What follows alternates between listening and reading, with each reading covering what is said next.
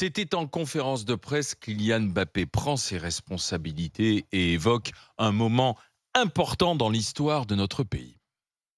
On est dans un moment crucial dans l'histoire de notre pays. Les extrêmes sont aux portes du pouvoir. On a l'opportunité de choisir le futur de notre pays. Et c'est pour ça que j'appelle à tous les jeunes d'aller voter. J'ai envie d'être fier de porter ce maillot le 7. J'ai pas envie de représenter un pays qui correspond pas à mes valeurs, qui correspond pas à nos valeurs. Parce que je pense et j'espère qu'on est tous dans le même cas. On dit souvent qu'il faut pas mélanger politique et foot. Je suis d'accord quand ça concerne des broutilles. Mais quand c'est des situations comme celle-ci, c'est très important.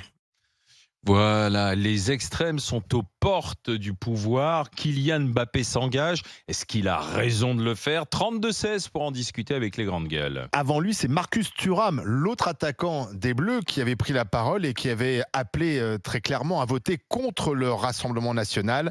La situation est très grave, avait-il déclaré pendant la conférence de presse. J'ai appris ça après le match contre le Canada. On était un peu tous choqués dans le vestiaire. C'est la triste réalité de notre société aujourd'hui. Quand Marcus Thuram a pris la parole, la Fédération française de football a publié un communiqué pour demander à éviter toute forme de pression et d'utilisation politique de l'équipe de France.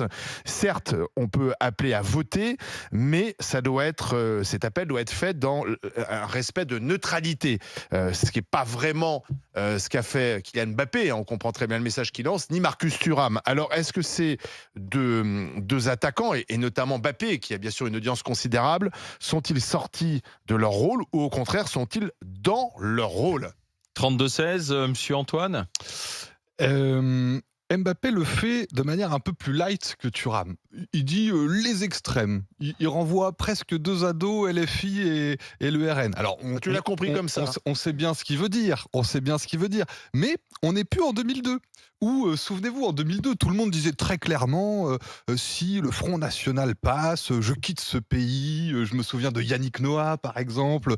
Mais là, cette nouvelle version de la dignité républicaine de nos artistes, de nos sportifs, est beaucoup plus light quand même que celle de 2002. Comme si, en fait, finalement, il se rendait bien compte qu'il pouvait plus se permettre d'être aussi brutal qu'avant. Parce qu'en réalité, il y a probablement une bonne moitié de leur soutien qui vote pour le RN.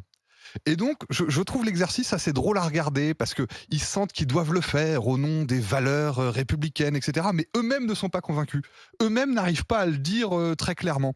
Et donc, moi, je suggère à Kylian Mbappé et à tous les autres, les artistes, etc., de rester dans leur domaine, d'éviter les commentaires politiques, parce qu'en réalité, je crois qu'ils ont l'effet inverse de celui qu'ils espéraient avoir. En réalité, je pense qu'à chaque fois qu'un artiste, que quelqu'un qui gagne des centaines de milliers d'euros, voire des millions d'euros, qui ne vit pas la vie des Français, donne un conseil aux Français en disant ne votez surtout pas RN, les Français se disent oui d'accord, mais si lui, le milliardaire, nous dit de pas voter RN, il y a peut-être 2 fois plus de raisons d'aller voter RN. Donc je pense que c'est échec mission pour Kylian Mbappé. À mon avis, il aura l'effet contraire de celui qu'il espérait. Il est en train de marquer un but contre son camp. Exactement, belle métaphore. Mme Guébali. T'as écouté Antoine Sébastien Chenu ce matin à la radio? J'ai pas écouté Sébastien Chenu. Ah, c'est marrant parce que comme t'as répété mot à mot la même chose que lui, je me suis demandé si vous aviez une boucle pour vous partager ce qu'on appelle des éléments de langage. Je n'ai pas le monopole de l'intelligence des situations. C'est marrant parce qu'en politique, il y a quelque chose qui s'appelle les éléments de langage. C'est en fait pour faire porter un discours, on envoie tous ces émissaires répéter la même chose. Tu veux regarder mon téléphone? J'ai pas d'échange avec Sébastien Chenu. Non, mais Après, il pense la même chose. J'ai le droit de penser la même chose. Et tu fais bien ce que tu veux. Voyons, je remarquais simplement il y a pas de que le propos... et en parlant de téléphone, j'ai vu que Charles Consigny avait Nicolas Sarkozy en fond d'écran. C'est une nostalgie du jour. Et ça s'en est jamais remis. Reprenons sur Kylian Mbappé. Vous savez, je suis vraiment choquée et contre cette dissolution depuis le premier jour. Si elle a un tout petit effet positif, je dois le noter, c'est le fait d'engager politiquement, de politiser la société. Et je suis vraiment, comme d'habitude, en désaccord avec Antoine, dans le sens où que les sportifs, que la société, enfin en fait Kylian Mbappé c'est un citoyen avant d'être un footballeur, que les sportifs, les artistes, tous les citoyens s'engagent, c'est au moins ça. Je parie sur le fait qu'on aura un taux de participation record à ces élections, et c'est tant mieux parce qu'on a vraiment besoin de repolitiser la société, parce que c'est surtout le fait que les gens s'en foutent qui nous conduit dans le du mauvais côté. Je sais pas si ça sera efficace, on verra.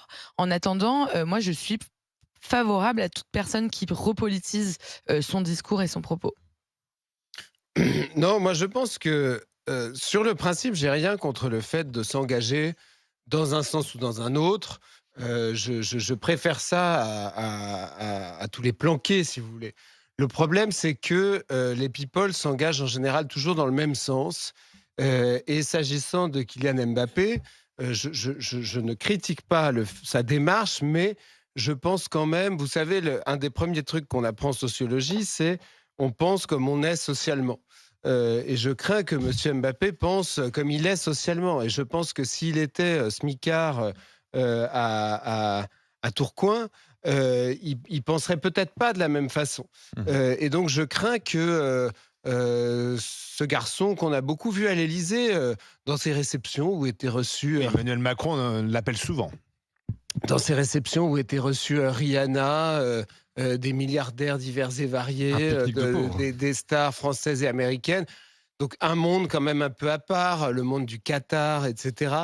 Je crains qu'il apparaisse quand même comme ne rencontrant pas les mêmes problèmes que les gens qui ne votent plus pour ce centre dont on a eu le sentiment parfois... Pour avoir une opinion politique. Non, c'est pas ça, mais on a eu le sentiment souvent que ce centre, ce cercle de la raison, en fait, ne défendait les intérêts que de l'extrême minorité des Français les plus fortunés. Donc voilà, mais sa démarche ne me choque pas, même si... En ce qui concerne la fiscalité, effectivement, si le Front Populaire passe... Ah bah il aura du mal, quoi qu'il est en Espagne maintenant.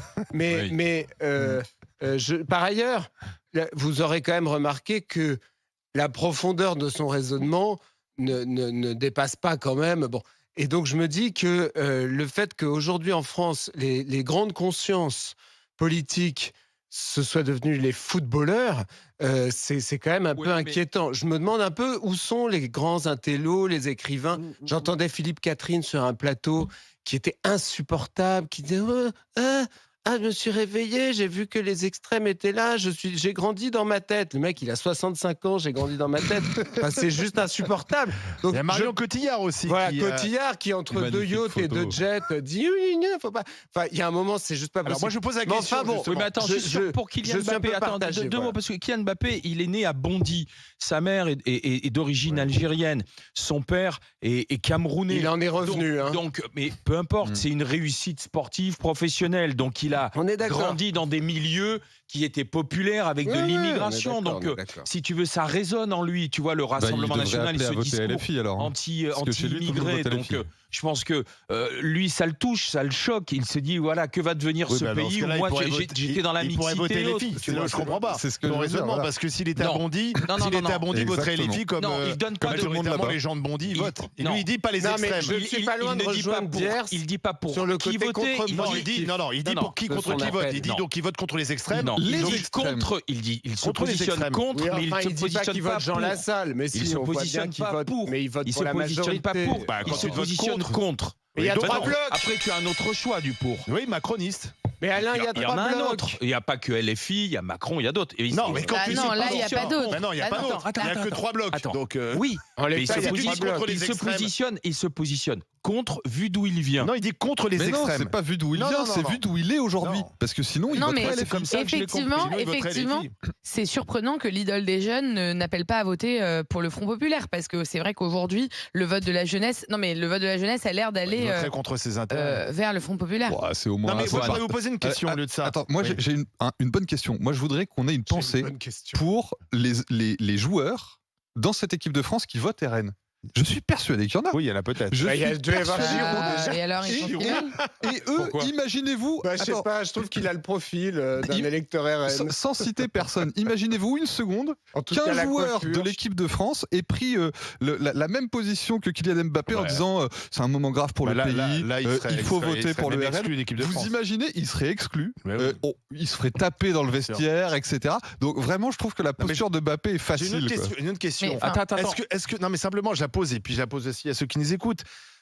Ces artistes, bon, après, il est dans son rôle, Mbappé, mais que les élites sportives, médiatiques, politiques se prononcent tous de la même façon, moi, ça me rappelle 2005. Mais ils se prononcent pas tous. Ça change. Ça me rappelle 2005, où ces mêmes élites politiques, médiatique, sportive, intellectuelle, culturelle, nous expliquait qu'il fallait à tout prix voter pour le oui à l'Europe. Et on sait quel a été le résultat. Moi, je pense que ça a un effet inverse et ça énerve les gens. Notamment, ça énerve l'électorat qu'on veut convaincre. On va aller au Havre écouter Stéphane qui est enseignant. Bonjour Stéphane. Bonjour, merci de m'accueillir.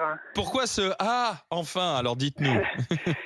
Écoutez, je suis profondément dérangé, pas choqué, le mot serait trop fort, mais dérangé par la position de M. Mbappé et puis de son copain M. Thuram.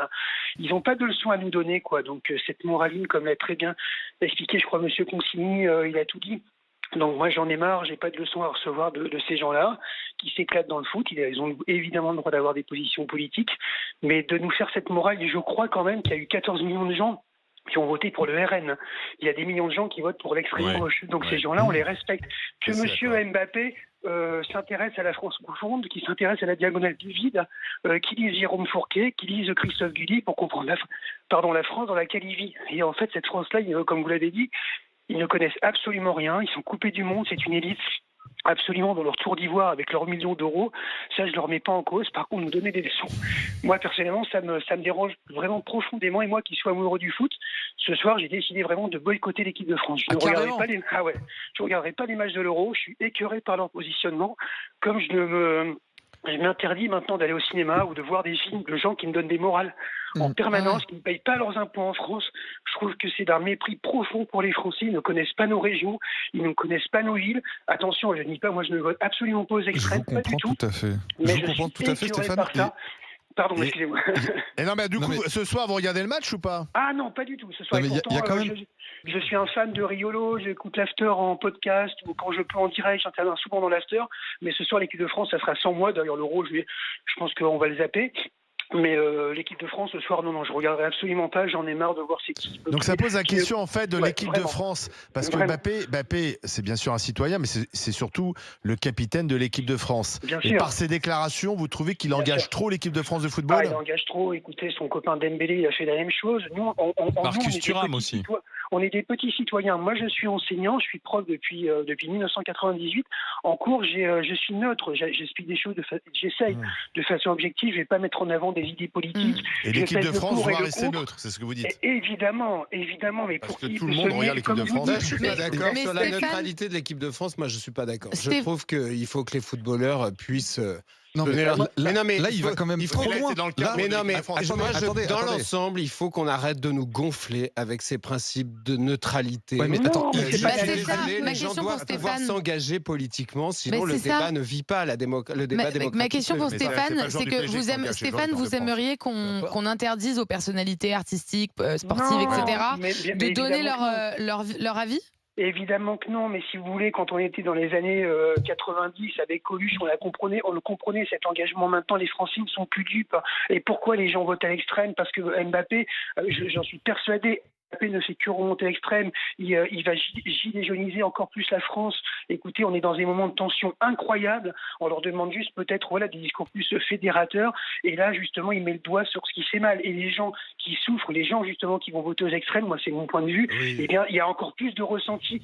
Ça accentue encore plus, pas les inégalités, mais cette fracture qui existe déjà, comme l'a très bien expliqué, je vous disais, Fourquet ou Christophe Guilly, et au Michel Tribala, une géographe. Et donc là, finalement, moi, je pense que c'est ce ressenti. Et les Français en ont marre de tout ça, je pense. Et moi, je ne suis pas dans ce cas-là, on vit bien. Mais je pense que si on analyse profondément, on verra le 30, mais sincèrement, cette morale de gens comme qui vivent aux États-Unis et que Thuram ne paye pas ses impôts en France, mais les petits gens qui bossent, aller dans le Nord, aller en Ariège, aller dans des régions, aller partout en France, aller chez nous en Normandie, vous allez voir des régions qui sont touchées aussi. Franchement, les gens, qu'on parle de déclassement chez les gens, mais quand ils voient des types comme ça, que ce soit des stars de cinéma, des chanteurs, Squeezie, qui donnent des sons à tout le monde, regardez combien il a perdu de followers, je crois, mon fils me disait. Il a pris un risque.